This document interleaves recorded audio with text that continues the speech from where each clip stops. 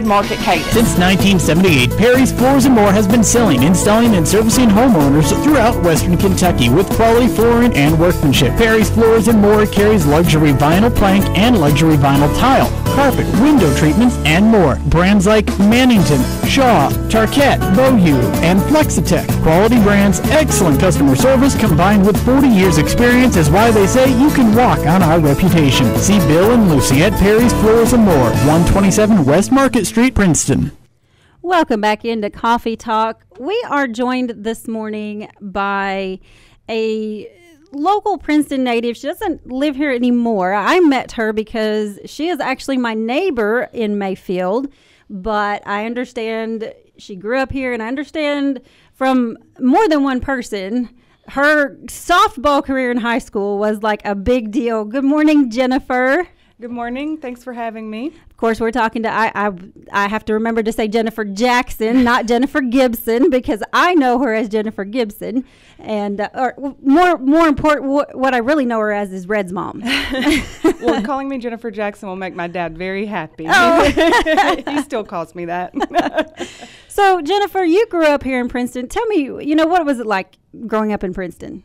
Oh, Princeton is a fantastic town. I always am happy to have the opportunity to come back to Princeton anytime that the opportunity arises.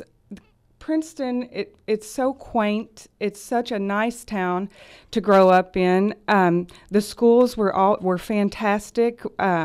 We were able to thrive. My brother and I, we were in a lot of extracurricular activities and just really enjoyed the entire town of Princeton. Caldwell County will always be our home. My brother still lives here. My parents still live here. So it was just a great experience. That's all I can say about it. I love Princeton. And when you left Princeton, you pursued a career in optometry, yes? Yes. And you now have a business in Paducah. I own the Eye Center of Paducah on Kentucky Avenue, right across from Western Baptist. How did you get involved in, what was the draw to optometry for you? Well, most Princeton natives know, or if you've been here a little while, my father actually was diagnosed with a hereditary eye disease that really had never shown up in his family. The doctor, I believe it was Dr. Perkins here many years ago, actually found his eye disease when he was in his early 20s, had just gotten married to my mom, and he was sent to several specialists. He went to Memphis. Really, there was no treatment. There was nothing anybody could do for him. He went to surgeon after surgeon and eye surgeon after eye surgeon, and they were not able to really help him. So he was brought back to Princeton to the optometrist. Dan Talley was very influential in helping him get to where he needed to be. When the surgeons couldn't operate, I have the utmost respect for eye surgeons, but when they couldn't operate, they kind of punted him back to optometry, and that's where he really was able to be helped. Our whole family was helped. He was sent to low vision specialist optometrist who taught him what it was going to be like and how to function once he lost his vision. So he's basically lost almost all of his vision at this point, but it was the optometrist that really helped, and I knew from a very young age that is something I wanted to be a part of. It's such an instant gratification. Just because they couldn't help him see better, they still took the time to help him live better. And so for me to be able to help people see better every day, I knew immediately, like, that was for me. So it was always my path, and I love every day of it. What is the disease that your father? He has retinitis pigmentosa, so it's pretty rare, but he has done really well. He doesn't drive, but my mom is his primary caretaker for the most part, but he's just amazing. People in Princeton see him out. He knows everybody. They know that he's had this road ahead of him, but he's never once complained. And so, growing up, was his sight pretty much gone? No, during my softball career, he was very influential. He was the assistant softball coach in high school when I was there, and he was able to do it was much better then, but he influenced a lot of lives throughout his career, teaching at Caldwell County and coaching the softball team. So he had more vision then and was able to do some more. Okay, and so I am familiar with retinitis pigmentosa. My best friend in Mayfield. Wow. Yes, so we'll have to introduce you to her at some point. But anyway, tell me, he was a teacher. Mm-hmm. So tell me about his teaching. He was agriculture teacher. He was the FFA advisor. So and ultimately he had to step away from teaching because of his vision. But he loved it. I mean, absolutely loved every minute of it. Which is a little different. The reason I brought up that I know, because I guess my friend was diagnosed at an earlier age, and so hers is, has been pretty much gone since I've known her. They all progress. It's amazing in my career what I see.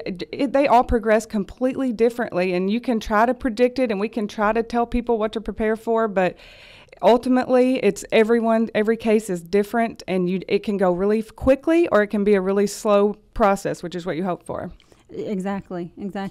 Now, you said your mom, I think you told me your mom also teaches. My mom, she's retired also. She taught for many, many years. She taught 4th grade, and then she ended her career teaching 7th and 8th grade. So she took a big leap the last couple of years and really enjoyed that also. So she was always in Caldwell County. She was at the elementary school and then moved to the middle school.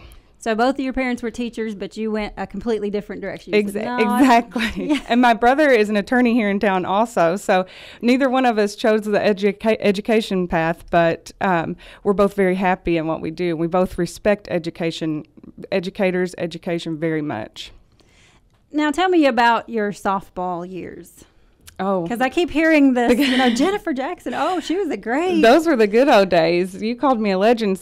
I think it's more like a has-been, but it was really fun. I was a pitcher. I got started at a young age. I really enjoyed the game of softball. I traveled since I was 9 years old every summer, so we didn't take a lot of family vacations. We just did a lot of traveling with softball teams and practicing. My parents drove me to Nashville when I got in middle school and high school. My parents drove me to Nashville once a week for pitching lessons. So it was a big commitment on their part, but it paid off. I went to college to play softball. I loved it, every minute of it. I was a pitcher in college. I still love to watch the game. I wish I could get out there today. Oh, so that was going to be my question. Do you play on any co-ed team? I do not play any co-ed. Slow pitch is I get antsy. It's a little slow for me. So I really enjoyed fast pitch softball when it came to Caldwell County. I was a 6th grader. I was immediately taken with it. So I respect those ladies out there on that field every year I like to watch the College World Series. I wish I was there. Oh, I think it was Bridgie Miller, was telling me that I need to ask you about you have some sort of special pitch. Well, I think he's probably talking about the changeup. I could fake some people out pretty quickly with it. I'd take about 20 miles per hour off the speed, and they didn't know what to do with that. You know what? I think that's what he said. He said it looked like it was coming in fast, and then all of a sudden. Yep, it's exactly right. And so that was my signature pitch. So what was your technique for that? How'd you make that happen? A lot of practice in Nashville. No, it was. It took a lot. You had to. My dad was very influential. You just had to sell it. It's all about selling. So you had to make them think it was going to come in there fast, and then make it slow down a lot for them to be thrown off balance. So basically, just at the release. Yes, ma'am. It's tricky, but once you get it, it's effective. It sounds like it was. It must have been for somebody this many years. And how long ago was that? I graduated in 2001 from Caldwell County. Okay, well, this many years out, and we're still talking about it. So, yeah, it must have been pretty impressive. I think we're the only ones. No, I don't think so. I've heard more than once about your softball years. Okay, so Jennifer, what else about Princeton? I mean, I know you moved away. For what reason did you choose not to stay in Princeton? Well,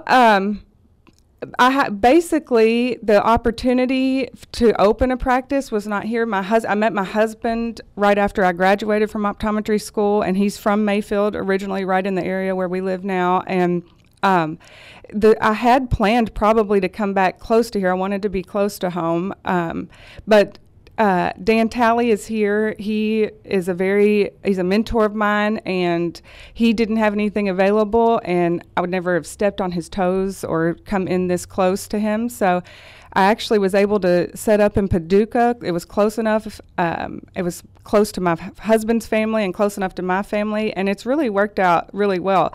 I love Princeton. I would have loved to have been right back here and live close to my family and my brother, but I'm satisfied with where we are now. Yeah, and Mayfield's not that far. No, You know, no. I would still consider Mayfield. Well, I mean, I consider it close. I drive here every day, so close enough for me to come to work at 4:00 in the morning. But No, I love Mayfield. I love Paducah area. We can get anywhere very quickly. So I'm very satisfied with opening in Paducah. But I do think that Princeton is a great place to live, a great place to raise a family. There's so much opportunity in the school system to get involved. It's small enough that you know everybody, but it's large enough where there's tons of opportunities, extracurricular. Like I said, my dad was the FFA advisor. My brother was very active in the FFA program. I was into softball. It was just my thing. So I think that as far as raising children, there's no better place than Caldwell County. and you talk about your family, but right now your family is a bunch of furry little things, right? Yes, I do. Big and little. I do have an affinity for my puppies. And how many do you have right now? I have 4 at the moment. I have a yellow lab, a golden retriever, a black lab, and I have a little Lhasa Apso that's 17 years old. So. Goodness. So I have to say, one of my favorite furry people in the world lives at your house. I love your, well, you call him golden retriever. He's a red golden retriever, right? Yes. And he is just, you call him Red. Yeah, very creative. We're very creative. Yeah, right. He is just my absolute favorite dog. I mean, I would even put him maybe above my own dogs. Red he is very special. He is the most loving, affectionate, kindest, gentle dog that I've ever had the opportunity to be around. And I love all my dogs, but Red is you're right. He's a special case. He is. So I tell everybody, and I got to share this story about Red because, I just love Red. So anytime I ride my horses, if I ride past your house, Red's got to go with me, and he's with me for the rest of the ride. So I usually try to go the other direction first. That way he's not with me all day. But sometimes I just got to go that direction. He's just got to be with me all day. So, but he will not come home on his own. So we have to literally bring him home every time he ends up at my house. Or if I run or if I walk, Red's going to come home with me. And we'll let him visit for a little while, and then we'll, say, okay, it's time for Red to go home. And my husband, a lot of times, will put him on the four-wheeler. So my husband has to stand up because Red, flops over the seat. Red sees the four-wheeler coming. He gets all excited, starts wagging his tail. He hops up there and stretches out and relaxes, and my husband drives him home. I have even seen him sitting in the front seat of your car. Yes, So just like a human sitting up, pulling right in the driveway. And I must say that it's not everyone. Red doesn't run off it just if Misty's riding, just you guys. So he only follows we're not me, just letting him run wild. No, he's so. But I think the first time I met Red, I didn't know where he belonged. I think that was back. Maybe you hadn't been there very long, and he kind of went exploring for a while. He kept going back to our old house, which is, 3 or 4 miles away. He kept forgetting that we'd moved. Oh, yeah. Red is special. He is. Red is special. I don't know that all the lights are on. That is a very good way of describing it. He is special. But so anyway, the first time I met him, I didn't know where he belonged. He just showed up at the house, and he was there for a few days. And I think your husband, who's also Jared, which is your brother's name as well, yes. Pulled into the driveway, and he's like, I think that's my dog. I'm like, oh, really? I've been wondering where he belongs. I done already named him, but I named him Fred. Welcome to the neighborhood. Yeah, right. The Gibsons are here. Right. Oh, my. Okay, Jennifer, is there anything else you'd like to say? No, thank you for having me. I relish the opportunity anytime I get to come back to Princeton and visit with friends. Yeah. Well, thank you so much for joining us this morning. It's been a pleasure to get to know a little bit about a Princeton native, a little more than what I knew before, because like I said, we already knew each other to begin with from the neighborhood. And granted, we have to explain, we live out in the country, so we're neighbors, but, she's still like a mile up the road. But anyway, all right, thanks so much for joining us this morning. Now we've got Amanda Davenport out there waiting to talk to us. We're going to talk to her about a special event coming up. If you're looking for a job, you need to hear from Amanda. We'll be right back. Here's your WPKY Weather Edge Weather Center forecast. Partly sunny skies in the forecast for today. High getting to 59. Rain moves into the forecast this evening with an overnight low around 50. Partly sunny tomorrow, windy, and a high of 72. Showers and thunderstorms overnight tomorrow night with an overnight low around 58. Showers continue on Thursday, thunderstorms possible, and a high of 70. Again today, partly sunny skies, high getting to 59. Your WPKY Weather Edge Weather Center forecast is brought to you by Fredonia Valley Bank. Mark Patrick Hypnosis is coming to Hopkinsville on April 2nd for 1 day only. Lose weight or stop smoking now through hypnosis. Join the over 500,000 people who have stopped smoking and lost weight the Mark Patrick way. That's right. Join America's best-known hypnotist, Mark Patrick. Weight Loss Hypnosis Seminar is Tuesday, April 2nd from 5:30 to 7:30 p.m. Stop Smoking Hypnosis Seminar is from 8 to 10 p.m. Both are at the Holiday Inn Hotel, 2910 Fort Campbell Boulevard. Registration starts 30 minutes prior to sessions. Seating is limited, so get there early to reserve your spot. For only $49.99, attend these life-changing programs and learn how the power of hypnosis can help you achieve your goal to lose weight or stop smoking without any willpower. 100% guaranteed. So whether you need to lose weight or want to quit smoking, join Mark Patrick Hypnosis, Tuesday, April 2nd at the Holiday Inn Hotel, 2910 Fort Campbell Boulevard. Doors open 30 minutes prior to seminars. Go to markpatrickseminars.com. If this community is as important to you as it is to us, we invite you to join us weekdays for our WPKY local newscast at 6:30, 7:30, noon, and 5.